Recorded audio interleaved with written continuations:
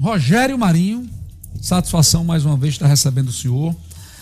A gente tinha combinado essa entrevista já há algum tempo, o senhor faria essa entrevista hoje e também faria um evento aí para aproximadamente 100 prefeitos para confirmar a sua candidatura. Houve aí uma reviravolta no meio, a entrevista o senhor manteve, está aqui para falar com a gente. Eu queria começar a falar com o senhor, não de política, mas mais uma vez sobre essa situação que orbita Brasília, principalmente ao judiciário, e dessa vez com um elemento novo, que é a crise política gerada pela liquidação do Banco Master, ontem da UIL, que tem aí ligações na política, no judiciário. O noticiário não para, todo dia bomba explodindo. Já tem a quantidade de assinaturas suficientes para a CPI do Banco Master. Como o senhor está vendo? Qual a avaliação do senhor? E a CPI sai ou não?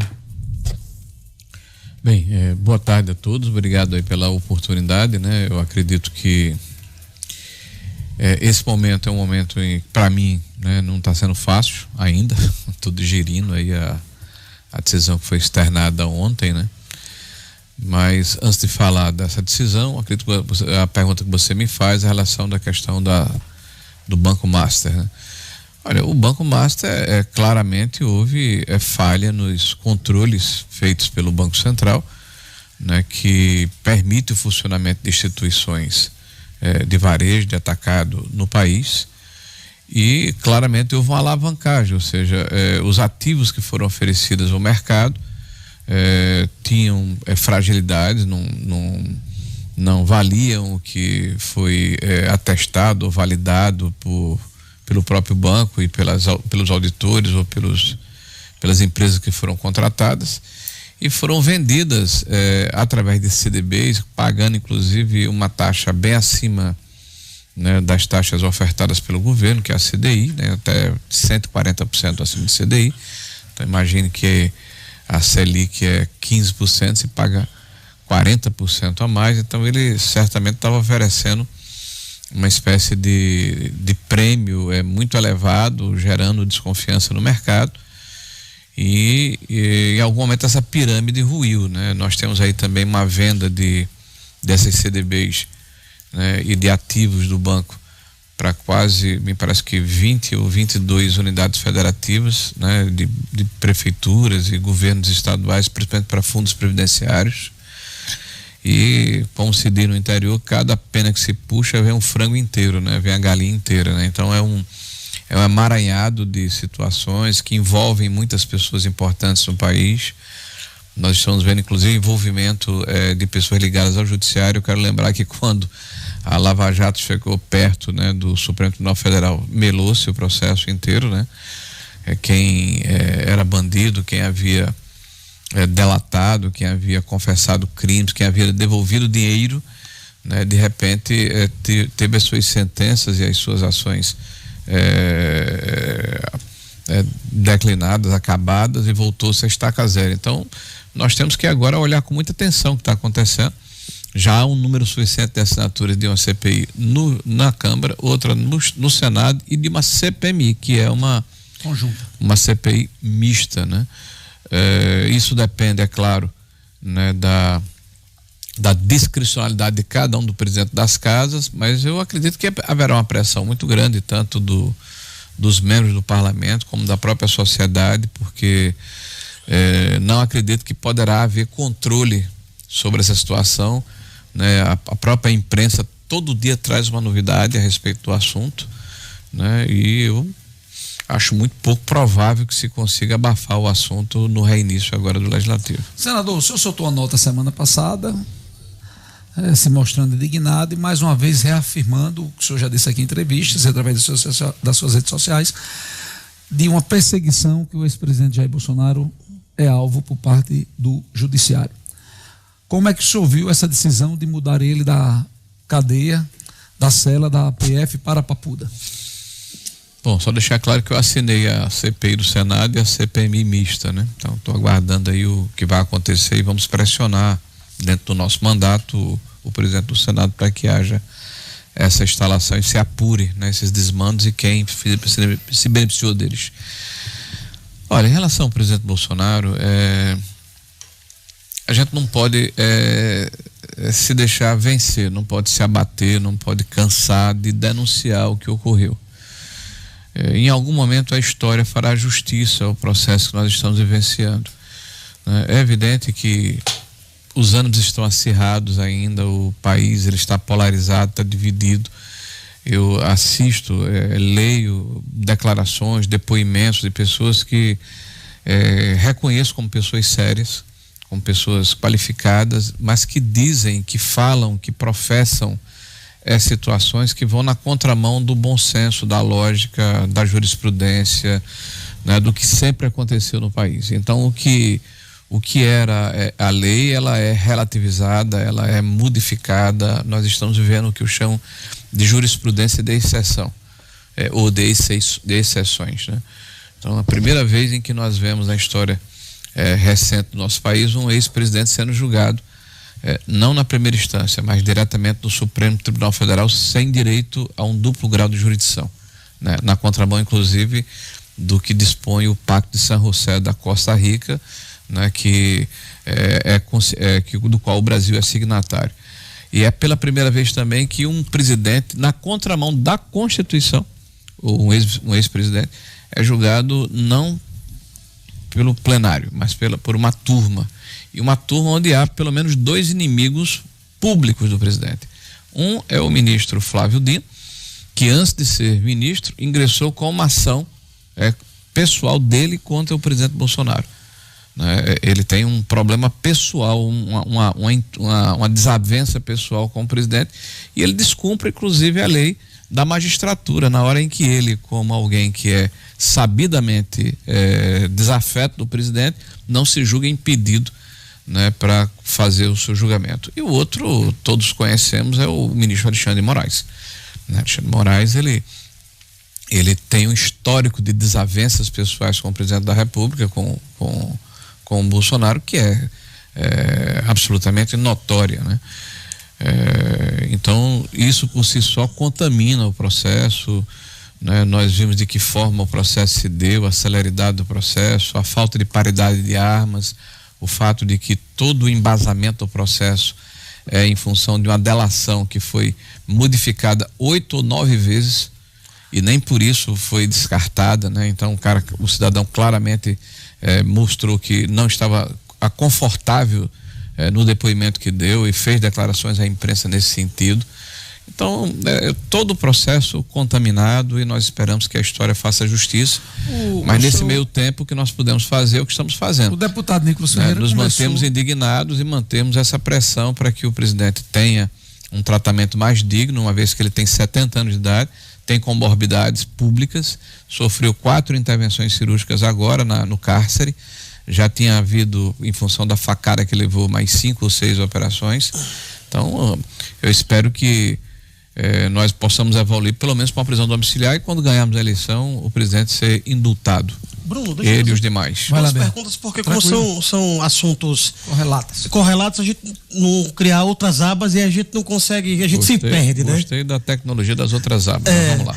A primeira, senador, a gente tem visto, especialmente em relação ao ministro Toffoli, muitos indícios de que há um interesse direto na ação. E aí a gente pode citar... Você fala do Banco Master. Do Banco Master. Desde o fato de ele ter viajado num avião com um advogado que representa interesses do banco, até a forma como ele tem conduzido o processo, pedindo para que provas sejam encaminhadas direto para o Supremo, sem que a Polícia Federal, que fez as apreensões, que costumam, por exemplo, fazer essas análises dentro da própria Polícia Federal e depois, por conta da opinião pública, se manifestando.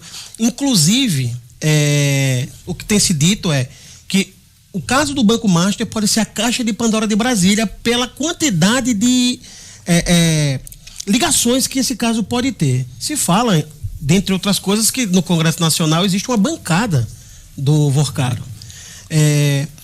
Pela sua vivência em Brasília, o senhor consegue identificar, de fato, de que há atuação de pessoas ligadas aos poderes, obviamente sem nominar, porque não é possível nominar sem as provas adequadas, pessoas atuando de maneira direta em favor do Vorcaro? O senhor é capaz de afirmar isso? Essa é a primeira pergunta. Eu não tenho dúvida, né? Veja, o Vocaro, ele conseguiu, assim, um ato ecumênico, né? Ele consegue transitar em todos os, eu diria, espectros ideológicos da casa, né? Veja, o principal ativo do Banco Master, inicialmente, eram os empréstimos consignados do Augusto Lima, né? Que começa justamente por negócios com a Bahia, com o PT na Bahia, com o governo do estado da Bahia, do PT. E esse alicerce passa a ter uma dimensão e uma capilaridade, eu acredito que ultrapassou as fronteiras do país, né? Passou a fazer negócio de toda a monta, de todas as formas, né? Com políticos de todas as matizes e com empresários e com esse envolvimento que é colocado pela imprensa com o próprio judiciário. O próprio ministro Alexandre tem a sua esposa como uma das advogadas do Vocaro, lá do Banco Master, né? Talvez um dos maiores contratos que se tem notícia no país, 130 milhões de reais. Então é evidente que esse é um caso que abalará a República na hora em que ele for eviscerado, né?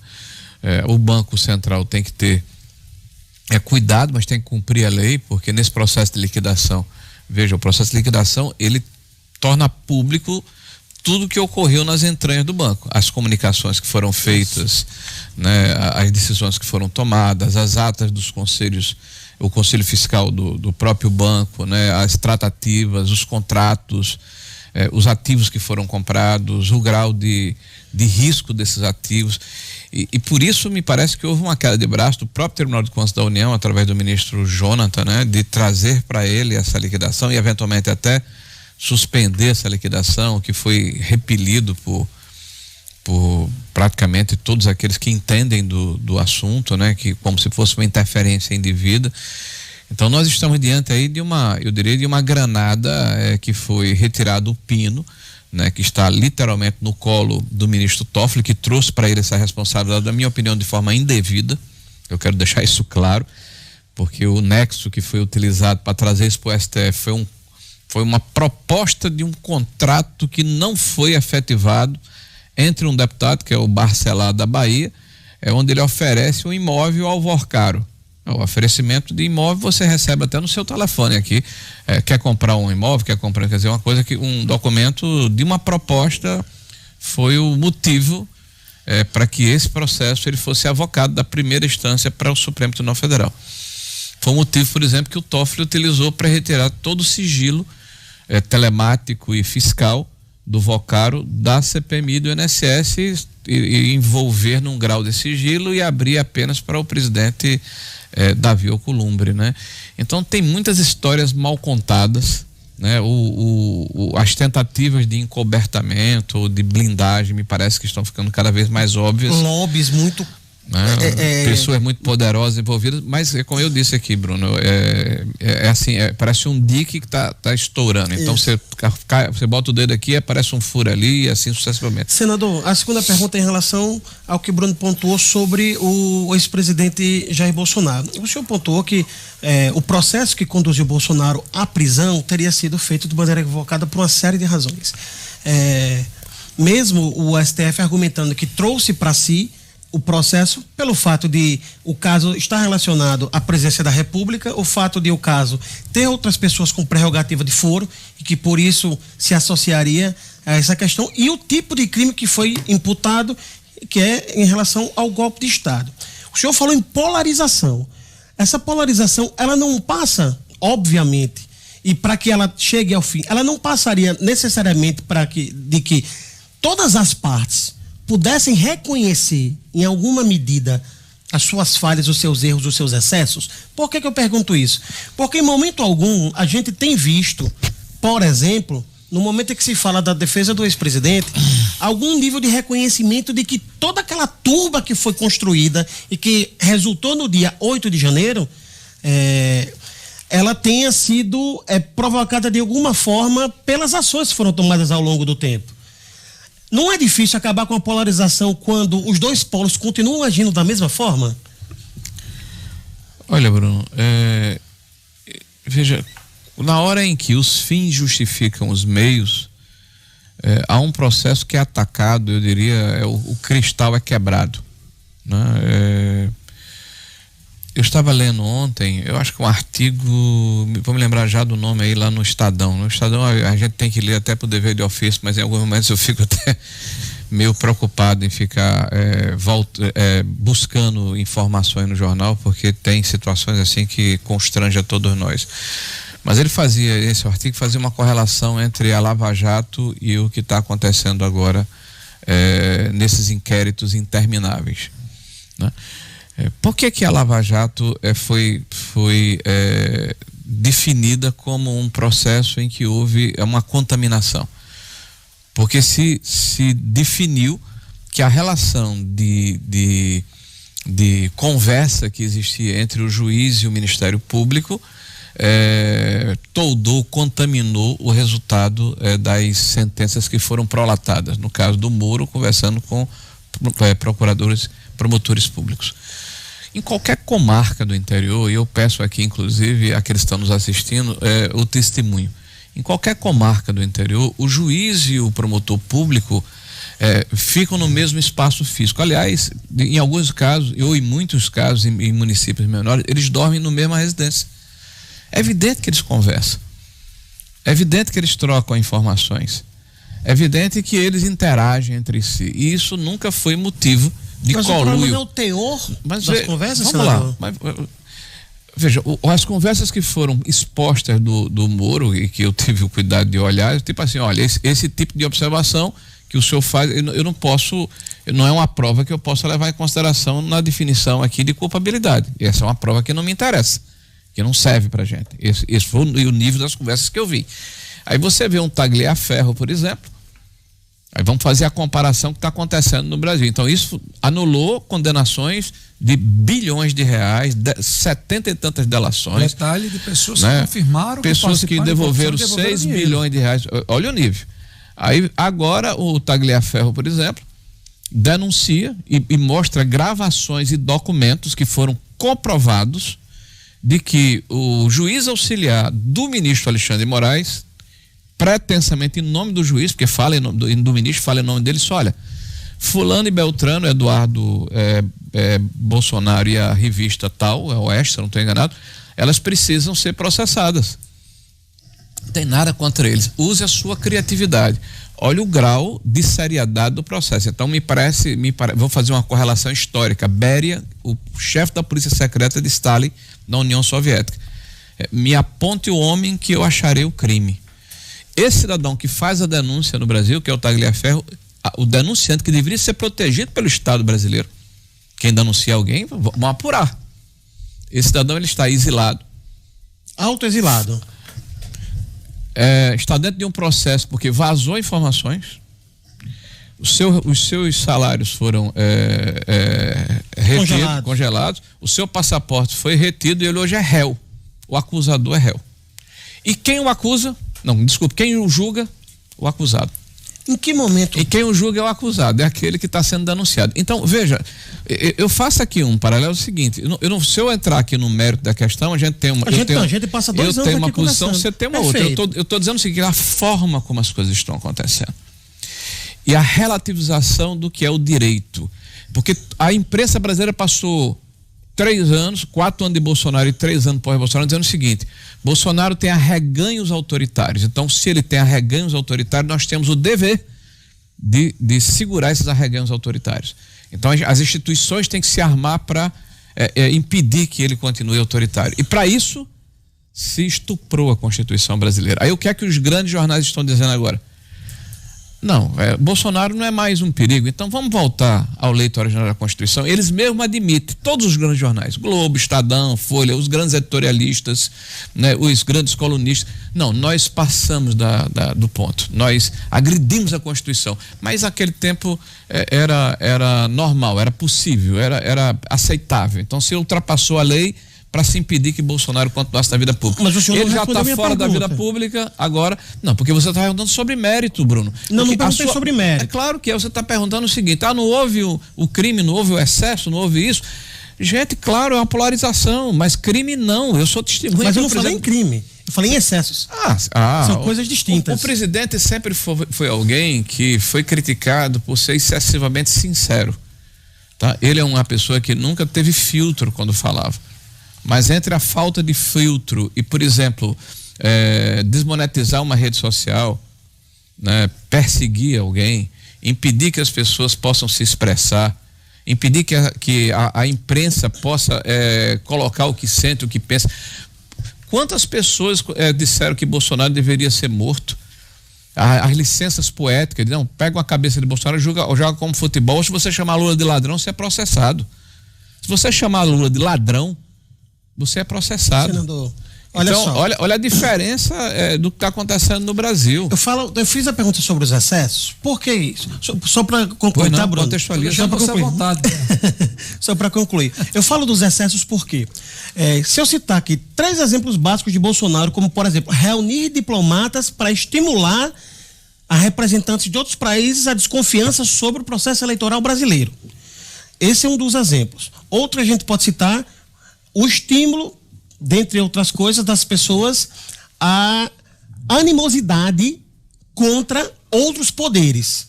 Isso, obviamente, a gente pode tratar em algum momento como liberdade de expressão, mas a gente está falando aqui de um líder político, de um líder popular que incentiva as pessoas, dentre outras coisas, até de forma subliminar, a golpe de Estado quando fala sobre a retirada de fulano, ciclano e beltrano do Supremo Tribunal Federal. E, por fim, quando se associa questões como minuta de golpe, reuniões do Planalto em que, segundo as apurações, apontam para uma correlação de ordens para se estudar como se dá um golpe de Estado. Isso não foi feito, obviamente, nem dito literalmente, mas a apuração, ela mostra isso no processo.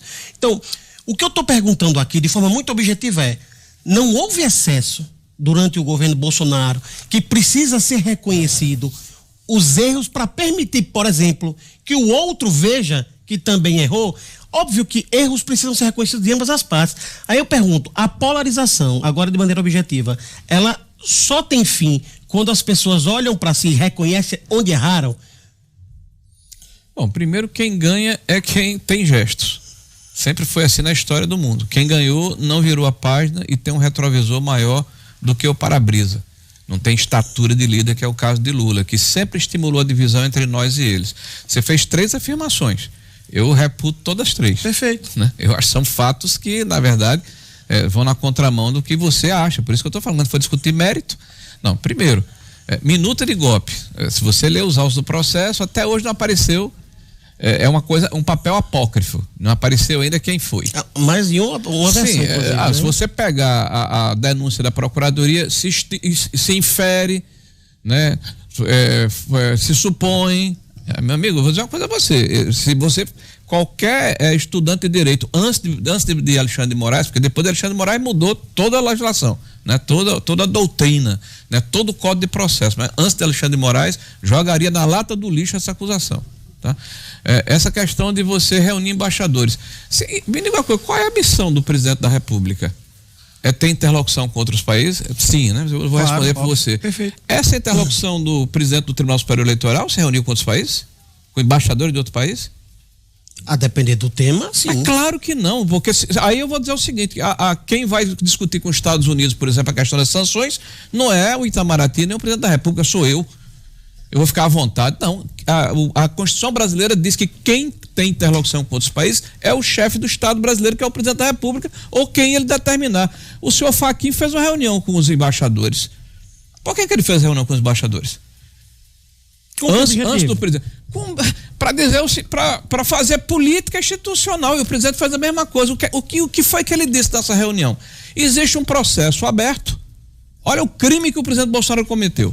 Há um inquérito aberto aqui no Supremo Tribunal Federal, no Tribunal Superior Eleitoral, aberto pelo presidente do Tribunal Superior Eleitoral, mostrando que há 9 meses, passou 9 meses, um hacker com a senha de um ministro, o senhor Fernando Neves. Então há fragilidade no sistema ou não há? Ele disse o óbvio, o inquérito está aberto, é público. E depois que ele disse, 2 dias depois foi declarado sigilo sobre a porcaria do inquérito. E quem falar nele pode ser preso no Brasil. Segundo ponto que você colocou aí, foi a questão já respondi o terceiro, qual foi o segundo que você colocou? tô preocupado, senador, que a gente só tem 15 minutos agora no final do programa e a gente não entrou em política local. E eu monopolizei. Inclusive, estão perguntando aqui se a gente está participando ainda do programa. E eu ainda queria saber se existe uma possibilidade de uma frente nacional ampla de direita junto com o centro para tentar tirar o país dessa situação. Sus, tudo bem? Tudo ótimo. Olha, vamos falar agora de política nacional, né? O que existe no Brasil já é o seguinte, é uma proliferação e uma abundância de candidaturas viáveis do nosso lado, do lado da direita, do lado do centro. E do outro lado há uma aridez, né? A esquerda tem o que a gente chama de centralismo democrático e um autoritarismo na forma como a liderança é exercida, né? Você não encontra outras candidaturas no campo da esquerda. Se você pegar qualquer simulação, né, de intenção de voto, são 6 de um lado, 1 do outro, né? Acabou esse negócio de pluralidade na esquerda, é Lula. E Lula, que é um mandacaru, né, mercadoria vencida, né, quando ele se for, né, certamente vai ter dificuldade de alguém para seguir, porque ele tem uma condição muito personalista, né? Então ele é um lado. O outro lado você tem aí ex-governadores atuais, que são bons quadros, que podem se colocar como candidatos, como o Zema de Minas, como o Caiado de Goiás, né? Como o Eduardo Leite lá no Rio Grande do Sul, né? Como o Ratinho no Paraná. Você tem aí o Aldo Rebelo, né? Que está se colocando como candidato. Tem esse rapaz aí do MBL, o Renan, né? Então tem muita gente do lado de cá. Agora, indubitavelmente, a direita conservadora está representada por uma pessoa que é o Flávio Bolsonaro. E veja, está ficando cada vez mais claro que o grande líder da direita é Jair Messias Bolsonaro. Então, na hora em que ele faz a indicação e à medida que as pessoas vão tomando conhecimento de que esse é o caminho, e principalmente na hora em que começam a conhecer o Flávio, porque o Flávio participou de programas populares, como o Ratinho, inclusive, né? Participou de podcast, tem dado entrevista, as pessoas começaram a olhar para ele e avaliá-lo, né? Questioná-lo, distingui-lo, porque até a posição do presidente Bolsonaro, ele era um senador do Rio de Janeiro, candidato à reeleição no Rio de Janeiro, não tinha dimensão e nem tem ainda dimensão nacional. Então, tanto a rejeição que ele herdou, como os votos que ele começa a ter como intenção, que era um patamar de 25%, 23%, foram herdados do presidente Bolsonaro. Esse patamar, ele tem crescido, e a rejeição ele tem diminuído à medida que as pessoas vão conhecendo e vão assimilando quem é Flávio Bolsonaro. Eu acho que a eleição, por ter 2 turnos, naturalmente proporciona essa possibilidade de que haja uma pluralidade de opções. E essas opções, cada cidadão vai se sentir mais encaixado nesse ou naquele representante, e no segundo turno, naturalmente, afunila o processo.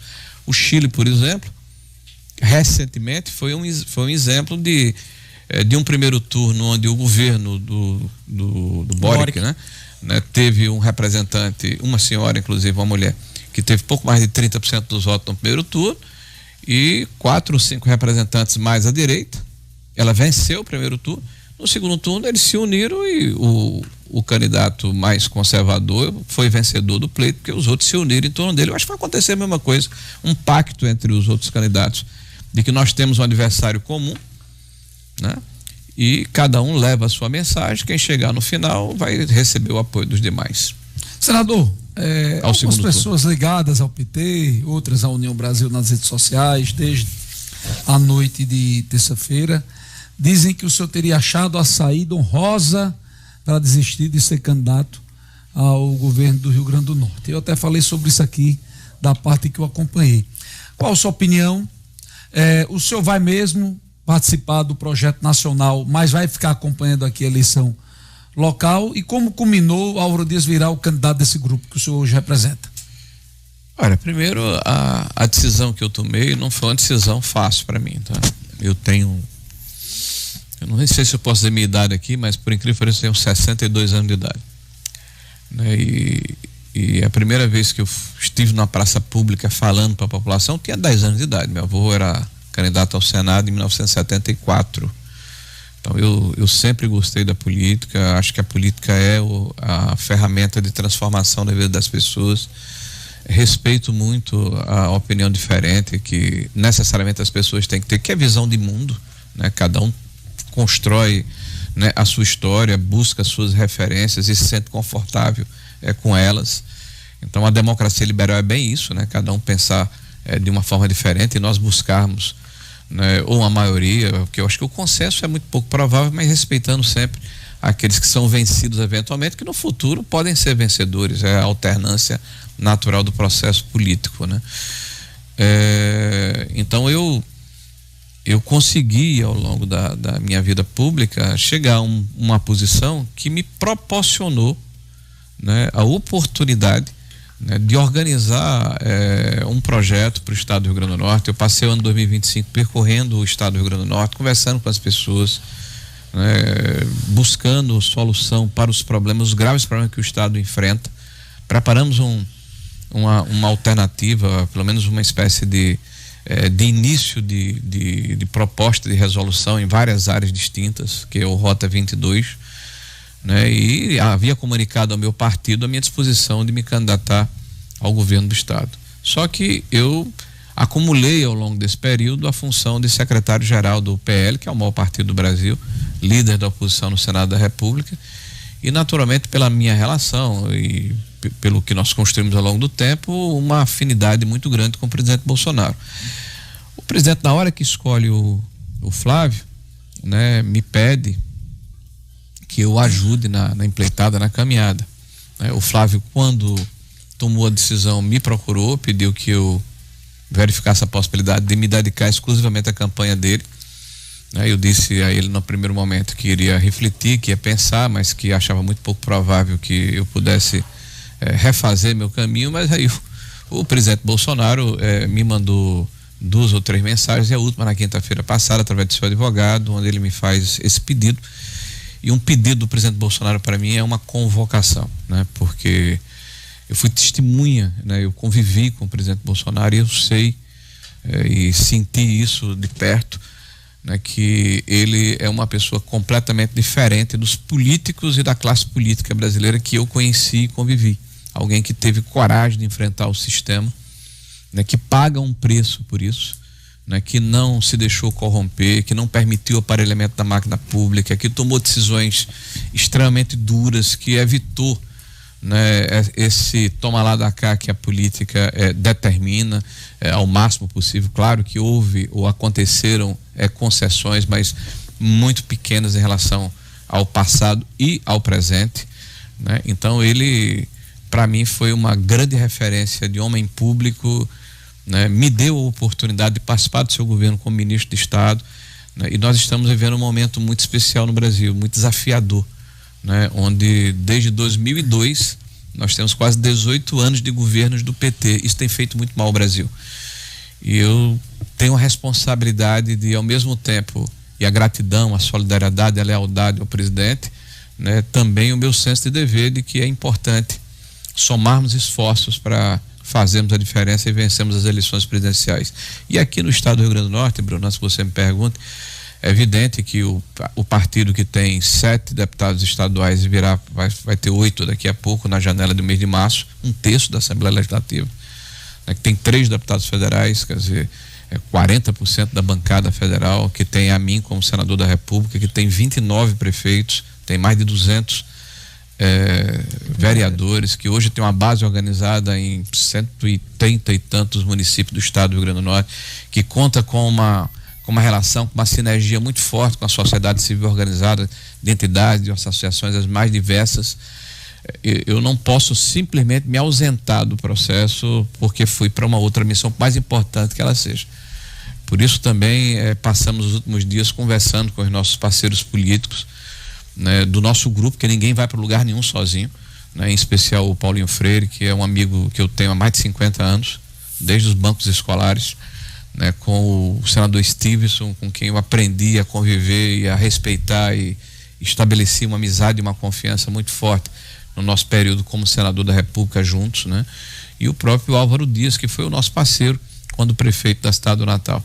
Então, o fruto dessas conversas, né, resultou, senador, justamente na apresentação da candidatura. Essa coligação hoje tem basicamente o PL, o Podemos, do prefeito Álvaro Dias, do ex-prefeito Álvaro Dias, o Podemos, PSDB. O Republicano está confirmado nessa coligação. Primeira pergunta. Segunda pergunta, Álvaro vai para o PL e o PSDB. O PSDB, e o senhor tem a vaga de vice e a segunda vaga do Senado em aberto. Isso. Como é que estão essas costuras? Tem o Coronel Hélio, pré-candidato do PL, a senador, um homem voluntarioso, cara de palavra, um cara decente, que tem aparecido bem nas pesquisas. Como é que está essa costura? Porque pelo acelerado do carro, daqui a pouco todo mundo vai estar com seus times completos em campos e vai ser em pouco tempo isso.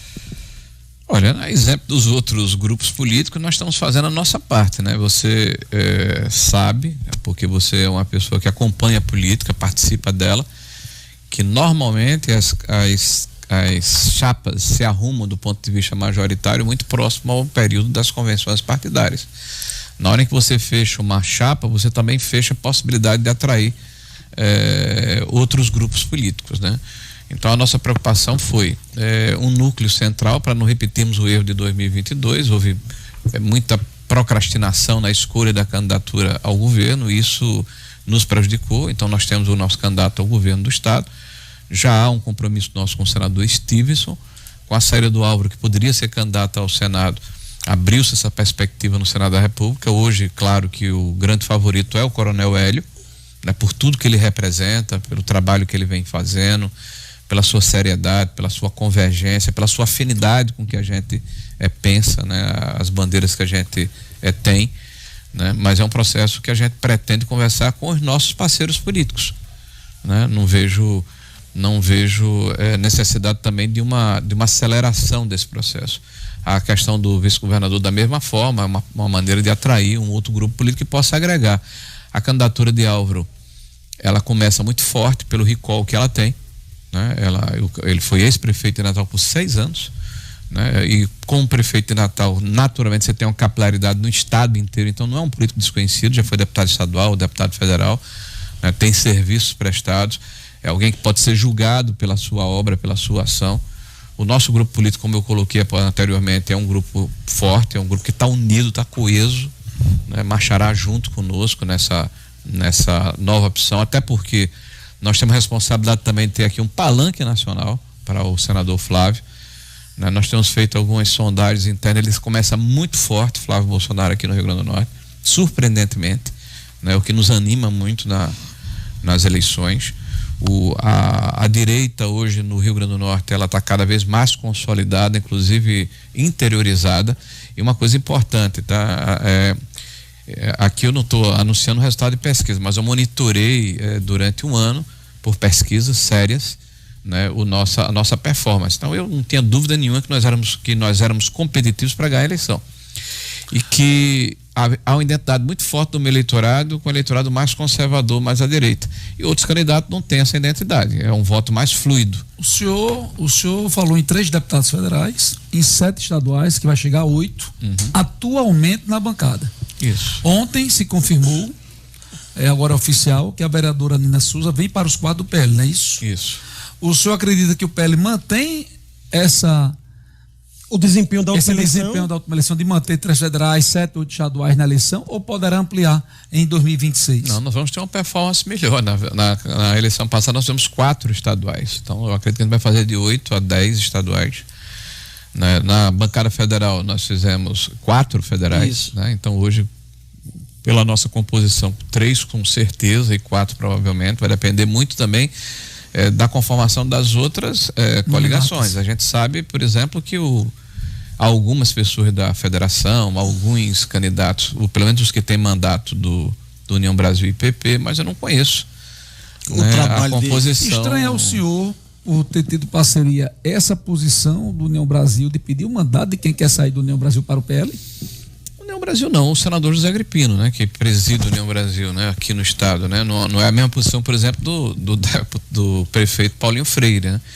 Olha, eu como presidente de partido, eu acredito nisso e faço isso, não apenas falo, que só fica no partido quem tem afinidade e quer ficar. Eu não quero ninguém no nosso partido. O senhor liberaria então? Eu liberei, eu não liberaria não, liberei. Mas isso não enfraquece os partidos políticos, olha, senador? Mas veja, você não pode unir partidos porque é oportunismo, conveniência. Mas aí não virou oportunismo do candidato? Que se elege por um partido, faz uso da legenda e quando é conveniente para sua própria eleição buscar uma outra legenda? Pois é, Bruno, olha quando a discussão boa, eu só faço pergunta que tem que contextualizar. Vamos lá, por que é que aconteceu essa regra? Porque em 1985, a partir da redemocratização, até numa reação ao que ocorria anteriormente, que era um bipartidarismo, né, até 79, né, houve uma proliferação de partidos políticos. Você tinha a Arena MDB, depois de 79, 80, todo mundo começou a fazer um partido não respaldado numa ideologia ou num programa.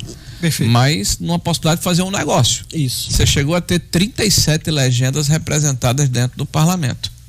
37 legendas. Então, essa pulverização de representação gera também uma enorme crise de governabilidade, porque o governante, ao invés de fazer uma negociação com bancadas em cima de programas, termina individualizando e fulanizando essa relação. Isso enfraquece e fragiliza a relação política. Hoje não, porque além da questão do tempo de televisão, o número de votos influi na questão do fundo eleitoral. Então está havendo uma concentração partidária. Então cada vez mais as pessoas estão se aglomerando, estão ficando onde há maior afinidade e convergência. Tem sido um processo natural. Então essa questão de fidelidade, ela ficou um pouco deslocada nesse processo. Então, por exemplo, o deputado João Maia e o deputado Robson Faria, ambos se elegeram pela legenda do PL. Isso. Ambos me procuraram porque dentro do Congresso Nacional estavam se sentindo mais à vontade de votarem com o governo do Lula. E eu disse a ambos, olha, você no PL, vocês precisam votar, você é oposição. Então, não dá para você ficar aqui conosco, então vocês estão desconfortáveis, vão embora. Liberou os dois. Foram todos os dois liberados. O deputado do Apudico, o nome dele é o Neilton, né, quis acompanhar o deputado João Maia. Da mesma forma foi liberado. Aliás, ele me procurou, disse, olha, entrei aqui na justiça, eu queria que você nem se pronunciasse. Como é que a gente chama? Quando você não se pronuncia? Por omissão? Por decurso de prazo, sei lá. Então, todos os três foram liberados. Então você tem hoje uma situação em que é uma postura de coronel. Tem que ficar no meu partido porque eu quero que fique. Mas e cadê a afinidade? Cadê a convergência? Cadê os ideais que são comuns? Porque hoje o que é que representa, por exemplo, os partidos do centro? Eu não vou entrar no mérito desse ou daquele, mas via de regra, o fisiologismo, aderem a um lado ou outro. Você pegar 2002 para cá, ganhou o PT, ganhou o PL, antigo PSL, nesse período, quando teve eleição. O que é que aconteceu com o centro? Aderiu a quem ganhou. Então, na cabeça do eleitor, se você fizer qualquer pesquisa, Bruno, pergunta ao cidadão, pergunta qual é o partido da preferência do cidadão norte-rio-grandense ou do Brasil. Só tem 2 partidos. PT e PL. Mas identidade. Aqui no Rio Grande do Norte isso também. Tem a ver com identidade, né? Pois é, mas isso é que precisa acontecer. Então, se fulano lá está com vontade de vir para um partido que tem identidade, não está satisfeito no partido que não tem, da mesma forma que se você está num partido com identidade, você não se sente confortável porque você quer votar com a sua conveniência. Senador, a gente tem mais um minutinho, eu queria que você destacasse, porque eu só acredito no fortalecimento dessa nominata e até no aumento de eleitos. Quem está na nominata estadual e federal do PL? Olha, esse é um processo agora, Bruno, que tem muito mais a ver com essa articulação interna. O que eu posso falar é publicamente. São 7 deputados de mandato, vai chegar mais um, são 8. Né? Então é evidente. Federal será candidato o vereador Pedro Filho da Sul. A nossa nominata federal está mais ou menos pública, mas eu não prefiro até não falar muito dela, mas está mais ou menos pública. Para não chamar Carla atenção, para não querer me levar embora, né, Carla Dixon. Carla Dixon, os 3 deputados federais. Gonçalves Girão e agora Nina Souza. Né? E nós temos aí candidatos a deputado estadual em praticamente toda a região do Rio Grande do Norte, porque como o PL é um partido que tem essa identificação, então pessoas que foram candidatos a prefeito em cidades importantes, vereadores em cidades que têm maior densidade eleitoral, pessoas que têm interesse em realmente se candidatar e já tiveram boa votação em pleitos passados. Então nós estamos muito otimistas em relação ao que vai ocorrer. Acho que nós vamos fazer a maior bancada, tanto na Câmara como na Assembleia Legislativa. Álvaro vai para o PL, senador? Nós estamos conversando com o Álvaro. Nós o convidamos, mas também colocamos para ele que é importante que a gente faça uma avaliação nos próximos 15 dias. Ele foi convidado por nós, tá? Para verificar justamente essa questão dos partidos que vão compor esse grupo partidário, né? Porque nós precisamos de tempo de televisão. Perfeito. Senador Jair Marinho, o microfone está à sua disposição. Não, eu quero apenas agradecer a oportunidade. Nós havíamos conversado sobre essa minha vinda aqui quando a minha posição ainda não estava definida, né?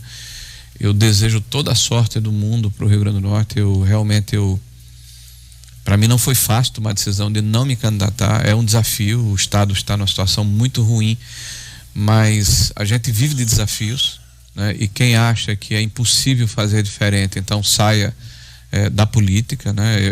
É constrangedor nós vemos o nosso Estado na situação em que ele se encontra a nível nacional. O comentário afundaram tanto o Estado que nem um vice quer assumir. O senhor concorda com aqueles que falaram ontem no PL que o PT seria o partido das trevas? Eu mesmo falei isso. O senhor falou? Eu fui um deles. Olha, então eu quero aproveitar aqui essa oportunidade para agradecer muito assim todo o apoio, toda a solidariedade, todos os gestos de carinho, de estímulo que eu recebi ao longo desse período. Eu só quem pode falar a respeito sou eu, porque eu senti, né? Aonde eu fui nesse estado, eu fui abraçado, eu fui estimulado. Eu nunca me senti tão com tanta responsabilidade. Nunca me senti com tanta responsabilidade na minha vida. E foi muito duro tomar essa decisão, muito duro. Então eu espero sinceramente que Álvaro faça um bom trabalho. Vou ajudá-lo, vou estar do lado dele, o Stevenson, o Paulinho Freire, os nossos deputados, os nossos prefeitos, né? Vamos ajudá-lo a administrar o Estado, a tomar decisões que precisam ser tomadas para que nós possamos nos orgulhar de novo de sermos potiguares, tá? Então contem comigo, e na tarefa em que eu vou estar inserido, que é de coordenar essa campanha a nível de país, né? Nós não deixaremos de estar preocupados com o nosso Estado do Rio Grande do Norte. Então vamos adiante aí com Álvaro, que é pré-candidato ao governo do Estado, e Flávio Bolsonaro, presidente do país.